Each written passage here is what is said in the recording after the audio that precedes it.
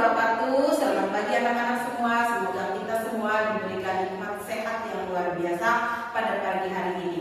Dalam pembelajaran video kali ini, Ibu akan menerangkan tentang masih dalam bahasa Indonesia, yaitu cerita inspiratif. Yuk kita buka atau kita terjemahkan dan kita bahas tentang cerita inspiratif. Cerita inspiratif merupakan cerita atau kisah masa lalu yang bisa menginspirasi seseorang untuk melakukan hasil yang sama, terutama yang menyangkut keberhasilan dan kesuksesan tokoh-tokoh terdahulu.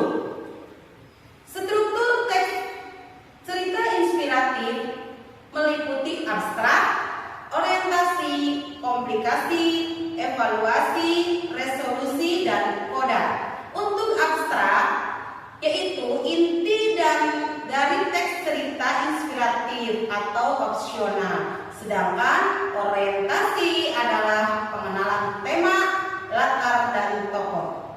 Komplikasi berisi konflik sampai klimaks cerita. Evaluasi yaitu munculnya pemecahan dan penyelesaian masalah. Resolusi adalah pemecahan masalah yang dialami tokoh. Koda yaitu amanat dan pesan-pesan positif. Anak-anakku sekalian, dalam unsur-unsur kebahasaan teks cerita inspiratif meliputi 3 kriteria.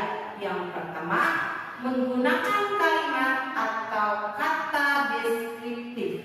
Yang kedua, menggunakan kata ekspresif. Dan yang ketiga, menggunakan majas, baik itu metafora, perumpamaan, atau repetisi.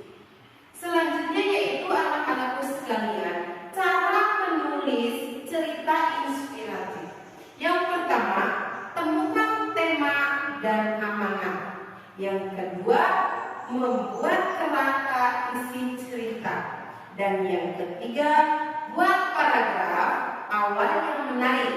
Yang keempat, gunakan bahasa yang ringan dan mudah dimengerti. Yang kelima, melibatkan emosi yang secukupnya.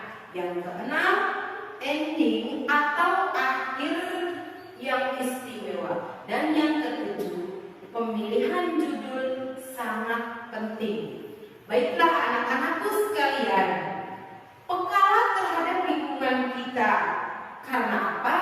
Karena banyak hal yang dapat kita ungkapkan dari kisah-kisah yang berada di lingkungan sekitar kita untuk menjadi cerita inspiratif yang menarik dan mengesankan. Nah, selain itu juga anak-anakku, cerita inspiratif boleh diambil dari tokoh idola, tokoh pahlawan, dan tokoh pembangunan. Demikianlah tadi cerita inspiratif. Semoga kalian semua dapat memahami pembelajaran video kali ini. Akhir kata,